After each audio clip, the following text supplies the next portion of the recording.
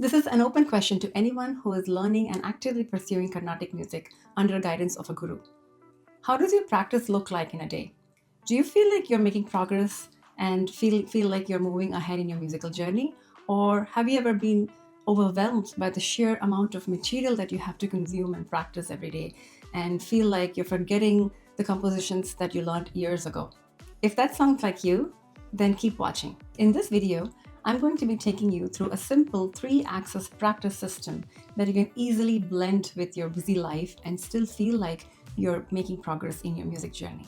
Like I shared in many of my previous videos, I started learning Carnatic music from the basics in my late 20s and early 30s while building a career as a software engineer in tech and raising a family. So I was heavily constrained on time.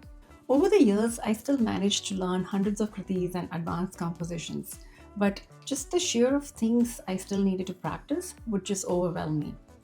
There's just no way I could sing every single composition every single day, even if this is all I did all my life, right?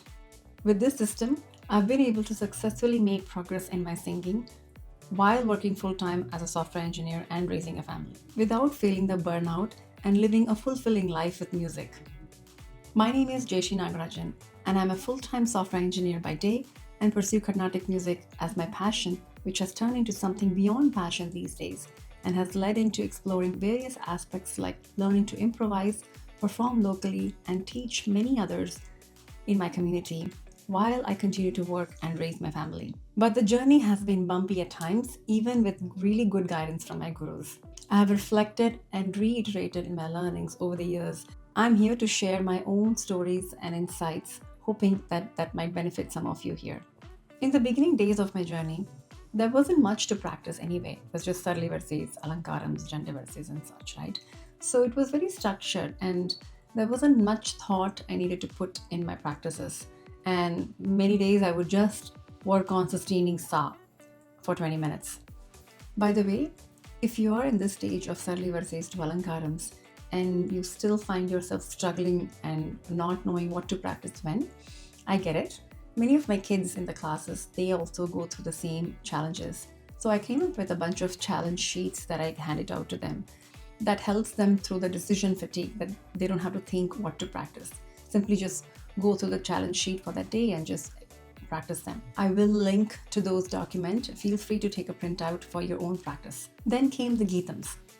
Geetams added a new dimension to the practice, knowing the raga, its outline, being able to sing in different talams, various speeds, learning the pronunciation, the sahityam, learning to sing in swarams, all that stuff. So practice during the Geetams days would look like this: 10 to 15 minutes of varises.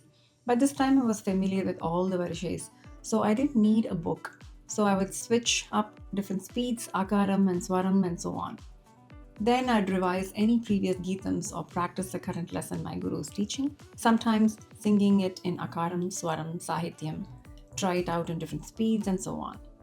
As I got more and more comfortable with practice routine at this level, I also tried singing varises in different ragams. By the way, if you're interested in learning how to sing varises in different ragas with proper gamakams, then please comment below and let me know which raga you'd be interested to make the video on.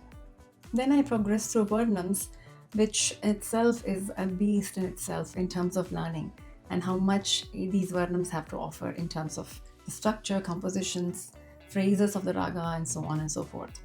I could just make a separate video by itself just talking about Varnams. And even today, Varnams are my personal favorite kinds of compositions. So my practices during this stage would look something like this: 10 to 15 minutes of varises. Yes, I never skipped this part ever. If I already learned a Geetam from the same raga as Varnam I'm currently learning, I would practice that first to get a sense of how the raga flows. Then I'll practice the latest from the classes and try to master the new sections of the Varnam, for instance, Pallavi or Anupallavi or Chittaswarams, etc. And here's where you can see the complexity of practices when it comes to Varnams. When it comes to singing a Varnam end to end, for example, in your practice session, literally sky is the limit. You can focus on singing a Varnam in different speeds, different gatis like Tishra Gati, Khanda Gati, and so on, or just practice them in Akaram or Swaram, spend an entire session just polishing certain raga phrases and certain key phrases, which is why varnams are crucial in a student's journey in Carnatic music. Notice how with every progressing level, the methods of practice also evolves with the compositions. And with kritis and beyond, I was just way too overwhelmed. Like, how am I gonna really master all these kritis and varnams and compositions? This is when my engineer brain kicked in to problem solve this and come up with a solution that is repeatable, sustainable, and scalable. As much as I wish I could just quit my day job and just sing my heart out, that's not possible. I'm still not there yet. So I had to find a solution that was practical. After several trials and iterations and really reflecting on what's working, what's not, I started identifying the patterns for the nature of these practices. And then I came up with a system that is really working for me personally for many years. All right. Step one is to really shift the mindset to thinking what aspects of your singing you want to address in a specific practice session. Rather than focusing on the music compositions themselves, I shifted my mindset to thinking what aspects I want to address in a certain practice session. Just by telling yourself that you want to be a better singer is very generic. It's far more useful if you zoom into that and break down and really know what aspects are you looking to really improve on. Are you trying to perfect your pitch, your talam, gamakams, breath control, sense of how a raga flows, your vocal resonance? Do you want your voice to sound expressive, improve your pronunciation, and so on? And then, based on that, the next step is to divide your practice routine into 3 categories: vocal tuning, renditioning, and listening. Vocal tuning is a very important category of practice that changed my trajectory in music to a whole new level. Once I identified this aspect and realizing how crucial and important this step is, I started including that in my practices and dedicate a certain amount of time every day for this. And if you really think about this, doesn't this actually make sense? For any instrument, what is the first thing we do generally? We first tune it, be it violin or piano or guitar or veena. Name an instrument that just works without tuning. If that's not true for an instrument, why should that be true for our voices, right? Our voice, after all, is an instrument itself. The second category is rendering or renditioning. This is a classic practice that everybody does, learning a composition, varnam, whatever it is. And this by itself can become an entire video by itself. But for now, I'd like to emphasize on 2 main things when it comes to perfecting a song. Number 1, quality over quantity.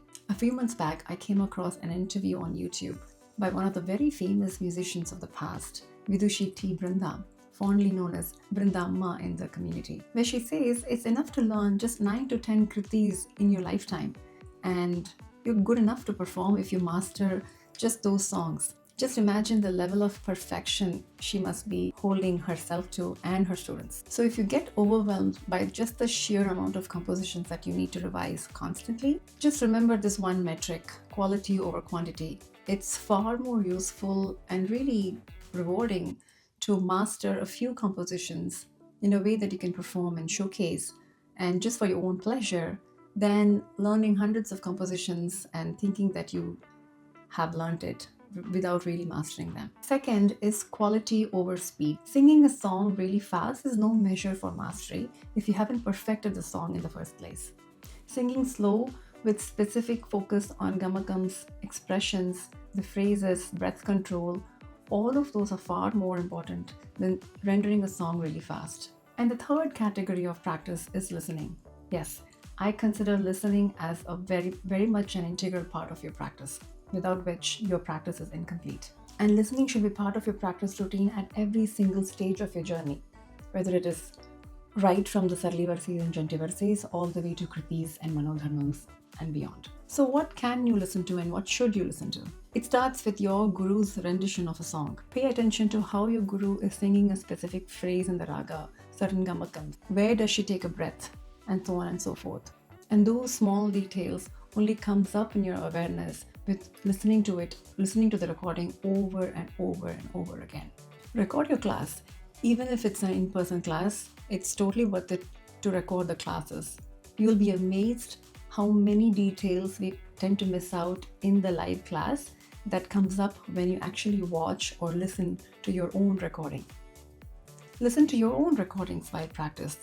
After a practice session, Just record yourself and then immediately listen to yourself. Sometimes you'll realize you're completely out of pitch, or there are certain words you messed up, or some gamakams are not coming through. So listen to your own recordings. And last but certainly not the least, listen to all the older recordings of great stalwart musicians. This is a crucial step if you want to build your ears towards good music and develop a taste for good music, really. These recordings can be really a good reference for your own learning and build ear training. For instance, if you're learning a varnam, listening to a great musician singing that varnam will be so crucial to really understand how it's performed. How does a final version look like? Even if you have not really learned a specific raga, just listening to so many different compositions and unknown ragas can just expose you to the depth of Carnatic music in its purest form. And I think this is a crucial category that you should never skip or miss in your practice routine. So how do these categories that we just talked about really help come up with a plan for your practice? Here is how I've been able to find my own rhythm that works with my busy lifestyle with so many things going on in parallel. I start my day with the pitch perfection exercises. This is a 20-minute drill that I do every single morning. This works great because I don't have to think about what to practice in the morning, or I don't need my books or laptop or notes, etc. Just a simple shruti, and just I sit down and do my pitch perfection exercises.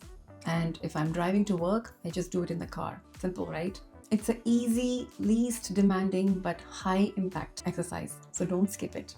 By the way, if you want to get help in this specifically, I'm in the process of creating a series of episodes where I walk you through a set of pitch perfection exercises in various different shrutis, at least the common ones. These videos are specifically designed as a learning tool where I guide you through these practices and you sit with me and sing along with me. And honestly, these are not really meant for entertainment, where you just passively consume. You surely draw enjoyment out of passive consumption, but in the end, there is no action. So please do check them out, and I will link the playlists in the description as well. I also include about an hour of listening every single day, either during cooking or driving or bedtime, things like that, where I don't really need to spend a dedicated amount of time away from other activities in the day. And finally, what's left in practicing are the actual kritis and lessons that you learn in the classes. I usually do a round robin of all my favorite compositions and just rewatch the classes and learn from it again and just practice over and over again until I feel comfortable to perform in front of some third person. This is a big topic by itself, and if you're interested to learn specifically how to master a composition perfectly very quickly, then please hit a comment below and I'd love to make a video on that someday. So there you have it, the 3 categories of practicing. First, identify what specific aspects you're trying to address in a particular day, and then divide your practices into 3 main categories: vocal tuning, renditioning, and listening. All these 3 categories of practices are equally important and cannot be replaced by the other. So don't skip any of these. They complement each other, so you get better sounding with every practice session if you continuously focus on improving along these axes. And that's the biggest motivation you will ever find, which will keep you going regardless how busy your life can be. Once you see the system working for you and you're getting better in every one of these aspects of singing, you will find the time from your busy schedule no matter what. Because what might look like work for others is now a joy for you. And that's where the true passion reveals itself. If you genuinely liked what I shared in this video, please hit that like button so that this can reach many more music aspirants like me and you in the internet world. Apparently, that's how Google algorithm works. So let's all do our own part. Thank you.